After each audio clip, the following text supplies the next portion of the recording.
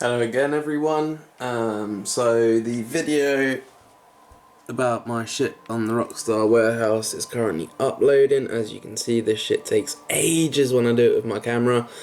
So this one, I'm really going to try keep this video very short because it's double crypto keys on Black Ops 3 for fuck's sake, and this is fucking up my ping.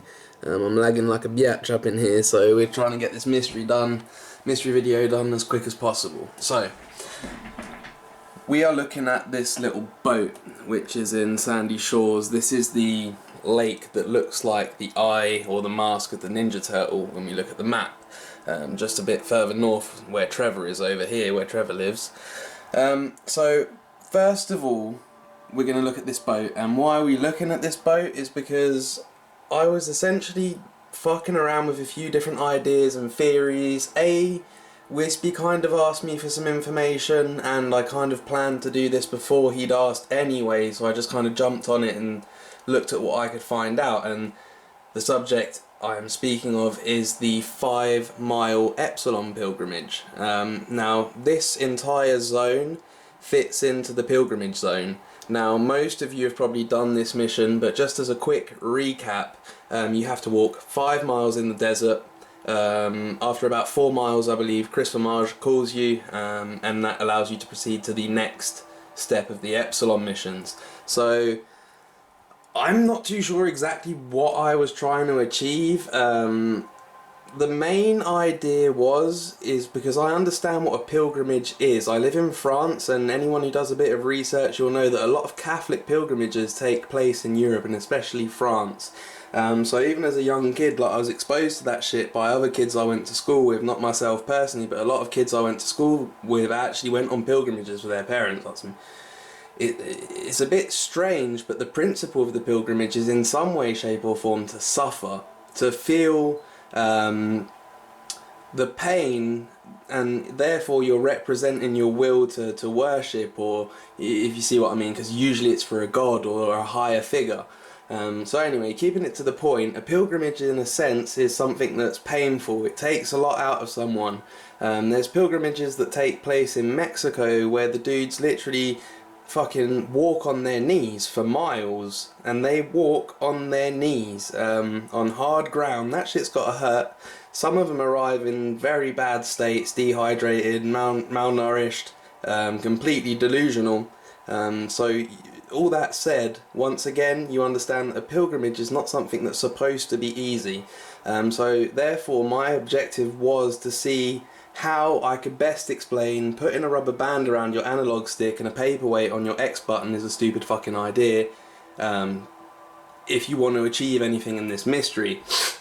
So another point about pilgrimages is that usually it's from one landmark to another landmark.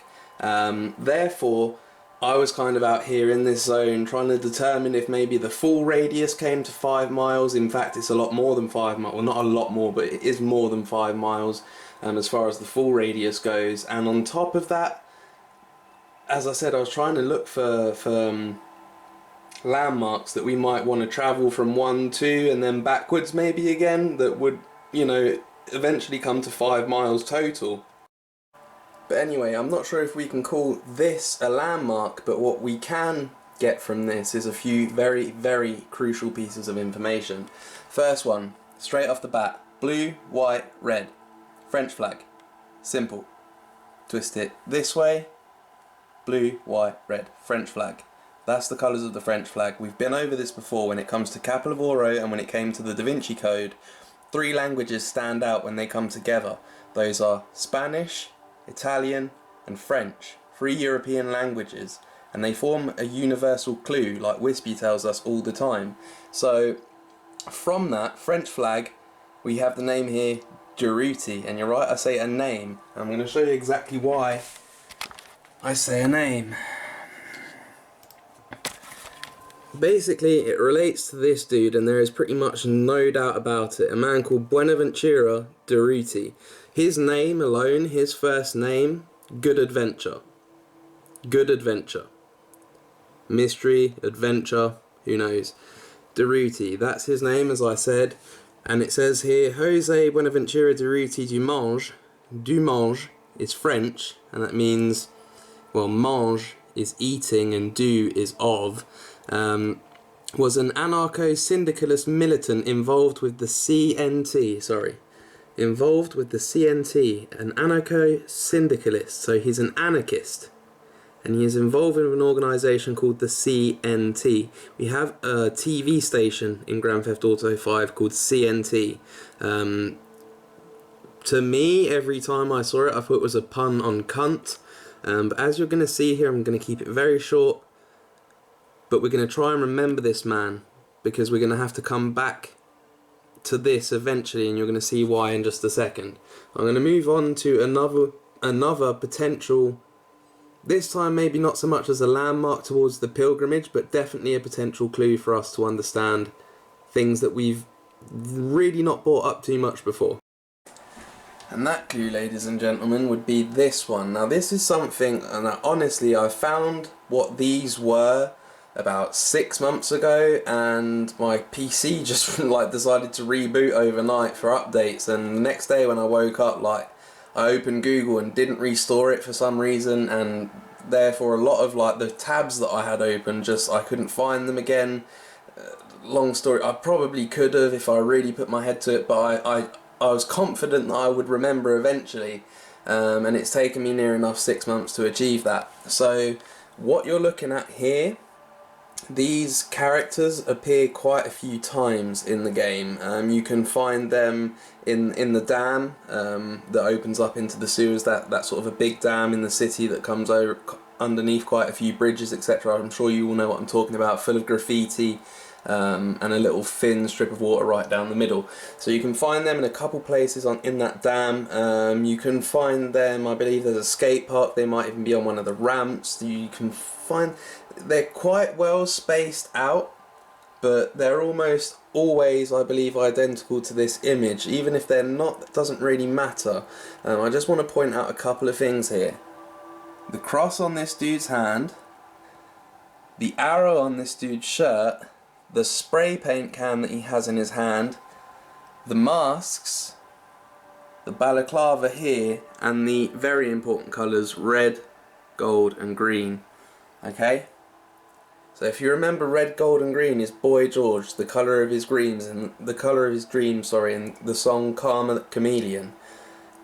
But more to the point here, I want you to pay close attention to the design on these guys. The way that they are portrayed, the style of drawing, the type of cartoon that they are. And finally, EZLN. Now at first, the first two I tried was EZLR, and then I tried EZLK, but in fact it's EZLN, and we're going to prove that right now. Just as an additional note as well, before we jump into EZLN, the image that you were just looking at on the screen of those cartoons is in the Epsilon pilgrimage zone as well. That's just an empty swimming pool in Sandy Shores. That's why you could see Save the Sands beneath. You often see that graffiti close to sandy, beachy areas in the game. But just to let you know, it was also inside the pilgrimage zone, and that's how I ended up coming across this shit and again and researching it once more. But to the point, EZLN, Zapatista Army of National Liberation, okay? So moving on from that, we come here to their flag. This is the Zapatista flag. Now, for some of you who know Latino history and some of the big Latino figures such as Che Guevara, he is mentioned here, by the way, if I can find it. Villages contain murals with images of Zapata, Ernesto Che Guevara and Subcomandante Marcos. Now this is their logo, the red star.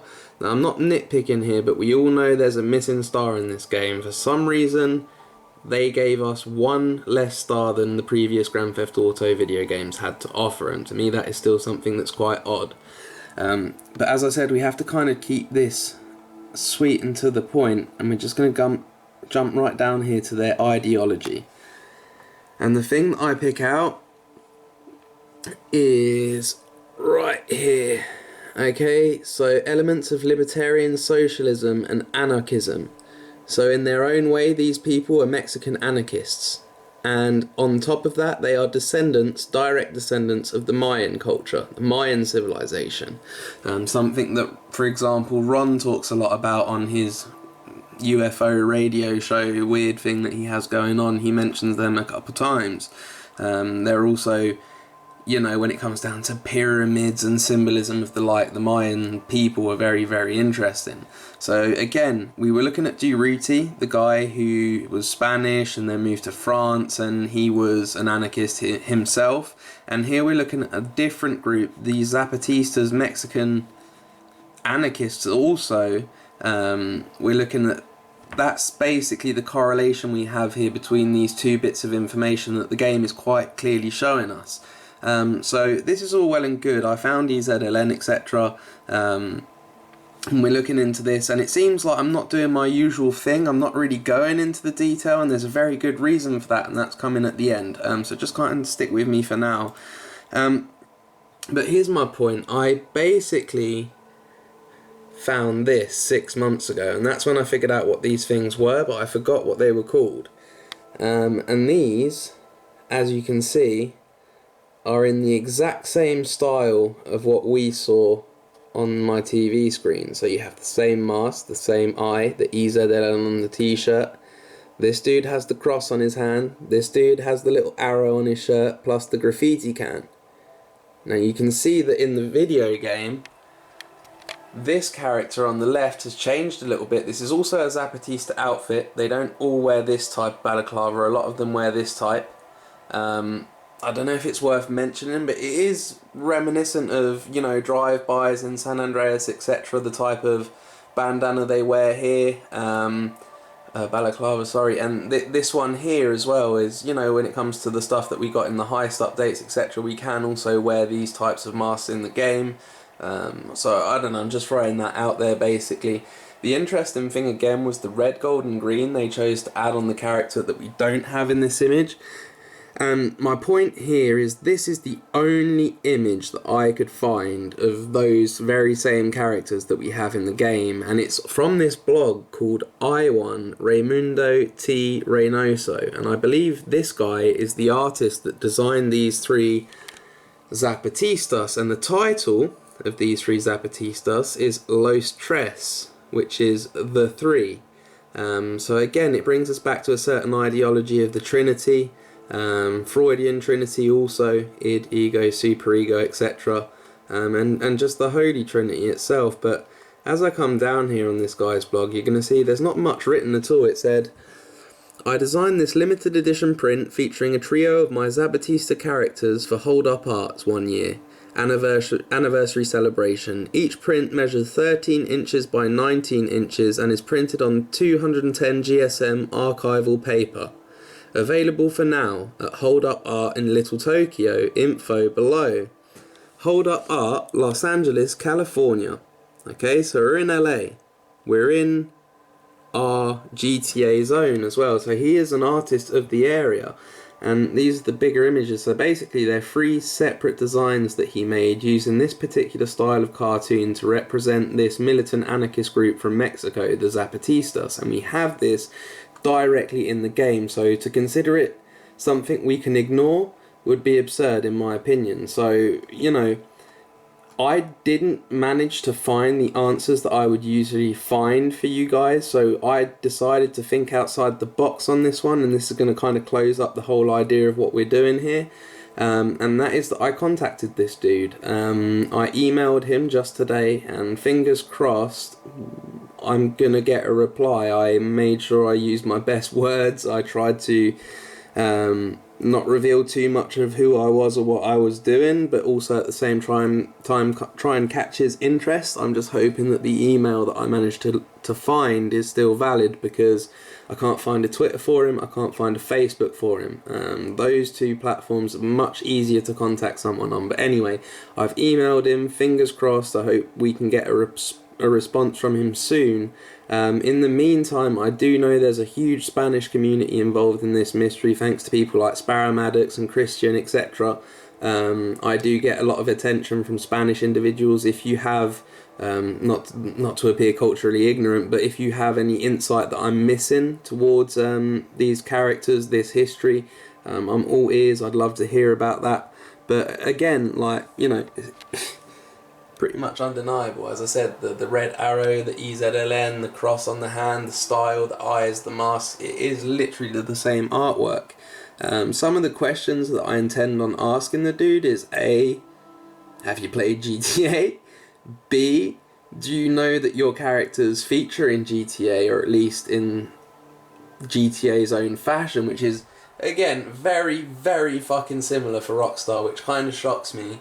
And then after which I'm going to ask him, you know, did they contact him perhaps, because they may never have expected anyone to take it this far. This dude may not have signed any form of contract, you know, and for an artist, this guy's a graffiti artist, amongst other things, for an artist to actually give out his shit, I'd think he'd at least be curious as to what the company was going to do with it before he agreed to that.